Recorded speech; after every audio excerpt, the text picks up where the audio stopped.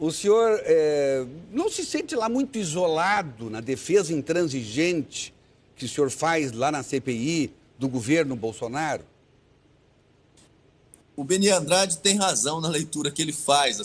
Ali nós temos, nós somos minoria, né? O governo, infelizmente, não tem maioria na CPI. Nós estamos ali em 4 ou 5 senadores que são mais ligados ao governo e dos 5, apenas 4 são titulares, né? Os outros são suplentes. Então, o discurso, a defesa acaba ficando num tom mais baixo. Você não tem o engajamento que tem a oposição, que tem, além de ter maioria dos membros, tem outros que não são membros e que vão para a CPI para atacar o governo.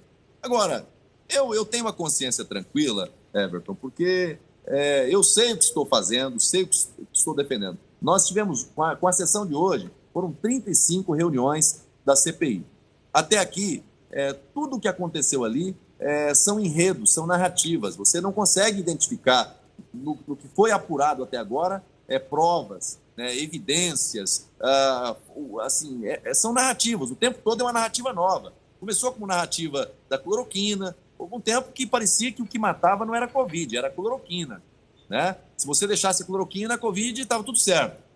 Pô, um grande engano, né? Depois falaram da CPI da Carta, do gabinete paralelo, Copa América, e agora chegaram na questão da corrupção. Dizem que estamos diante do maior escândalo de corrupção do governo Bolsonaro. E aí eu me pergunto, quando eu olho para o processo, eu falo, tá bom, mas quanto foi pago nesse contrato? Qual foi a empresa beneficiada? Quem é que ganhou dinheiro com isso? Teve algum lobista favorecido? Não teve. Qual será a sua reação se o senhor vê que alguma coisa está errada? Que a oposição, por exemplo, nessa acusação está correta? Se tiver provas de que alguém cometeu algum ilícito, não tenha dúvida, a minha posição vai ser de condenar o governo. E isso me dá tranquilidade, Everton, porque até agora eu nunca tive nenhum pedido do governo, do presidente Bolsonaro, para defender quem quer que seja, se tiver alguma conduta errada, né? O governo vai ser o primeiro a condenar, né? Por exemplo, todas as convocações de pessoas do Ministério da Saúde, de servidores, eu apoiei. Toda a apuração, eu apoio. Eu não tenho compromisso em defender quem eventualmente tenha feito coisa errada. O que eu posso dizer é que até agora não há nenhuma prova contra o governo. 0 centavo de real foi pago nesses contratos que estão falando aí. O senhor vai continuar insistindo, essa é outra pergunta do Beni, para que os governadores e prefeitos compareçam lá na CPI? Até em razão desses desvios que dizem que aconteceu? Olha, veja você, nós tivemos casos escabrosos, né? O caso do consórcio Nordeste, né, virou caso de polícia, tem provas, tem evidências, né? Foram comprados 300 respiradores, pagos antecipadamente, nunca chegaram esses equipamentos e o dinheiro foi embora. E não tem ninguém na cadeia. Então, assim, é preciso investigar. E tem uma coisa, compraram respiradores para hospitais numa empresa de fachada que trabalha com produto à base de maconha. Lá no estado do Amazonas, compraram respiradores de uma empresa de vinho. Lá em Santa Catarina, milhões para compra de respiradores num esquema escandaloso também. O Pará também teve problema. Enfim, operações da Polícia Federal aconteceram Brasil afora. Como é que a gente vai dizer que só vai investigar o governo federal? A situação não tem uma carta na manga, eventualmente, com esse fechar de olhos da CPI, com essa investigação seletiva da CPI, para lá na frente fazer com que essa CPI perca o seu sentido e haja a anulação de tudo que está sendo feito ali? Não há uma carta na manga de vocês da situação? Vocês não estão preparando alguma coisa para o final da história? Everton, você tocou no ponto. Nós estamos agora indo para o final dos primeiros 90 dias, e aí tem o recesso agora e volta em agosto com a prorrogação da CPI por mais 90 dias. Os temas ligados ao governo federal, eles estão chegando ao fim. Já ouviram todos, quase todos que poderiam ouvir. Não vai sobrar outra alternativa. Eu acho que eles vão querer ouvir de novo. Não vai chegar outra alternativa que não aprofundar a investigação. Eles vão tentar ouvir de novo o ministro da Saúde, ex-secretários, mas aí o que é que nós vamos fazer a partir da volta? Nós estamos fazendo agora uma apuração, os membros da CPI ligados ao governo, nós estamos fazendo uma apuração documental em toda a documentação que nós temos aqui e vamos começar a apresentar. Eles não querem investigar, não, mas olha, está aqui provas do que aconteceu no estado do Amazonas, prova do que aconteceu no estado da Bahia. E vamos começar a mostrar por quê.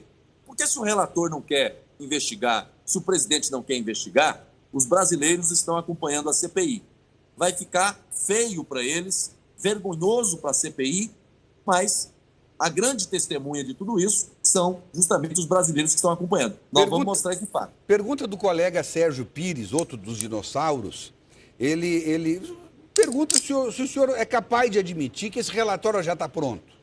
Não tenho dúvida, não tenha dúvida. O relator já chegou na CPI com relatório debaixo do braço, sentença pronta. Com relação ao trabalho do relator, não há nenhuma expectativa de novidade.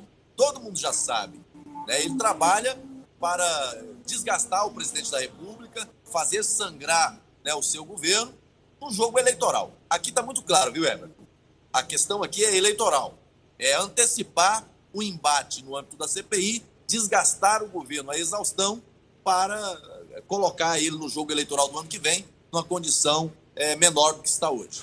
Não dá para negar, até as pessoas mais ligadas à esquerda e que estão torcendo para que a CPI continue nessa linha, eles comentam, pessoas inteligentes, pessoas sensíveis, da ação do Aziz, por exemplo, do Omar Aziz e do Calheiros, como dois trogloditas, na verdade, tratando as pessoas que ali vão. A gente, quando está em casa, a vontade que dá é de saltar para dentro da televisão e pegar eles pelo cangote. Como é que o senhor reage? Como é que o senhor sente vendo pessoas sendo massacradas covardemente por dois senadores da República? Quando eu saí da Câmara e vim para o Senado Federal, Everton, me disseram que o Senado era um lugar mais tranquilo, um discurso mais moderado, gentil, com pessoas mais habilidosas. Mais cabelos brancos. Mais cabelos brancos, né? Uma casa de senhores. Porque na Câmara dos Deputados você tem muito chute na canela, né? Os debates lá são mais apimentados, no plenário e nas comissões. Mas não é o que eu estou vendo no Senado, na CPI. Na CPI nós temos ali um tribunal de horrores, é um circo de horrores, onde todos os tipos de maus tratos, de indelicadezas, de abuso de autoridade... Violência verbal...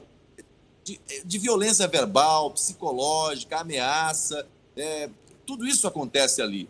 É uma pena, porque isso diminui o tamanho da CPI, isso desqualifica o trabalho da CPI. Para além da seletividade de querer investigar apenas o Ministério da Saúde, com foco no presidente Bolsonaro, e fazendo vistas grossas para todo tipo de corrupção ou de suspeita de corrupção que eventualmente estejam acontecendo nos estados, né, tem esse aspecto de violência, e sobretudo com mulheres. O que fizeram com aquela médica, doutora Nise Yamaguchi, é de uma crueldade, de uma violência. Covardia, não é, o ser humano não pode se sujeitar a isso, sabe? Não ela, porque ela teve grandeza, sabe? Ela conseguiu passar por aquilo e saiu maior até. Mas abriu processos, né?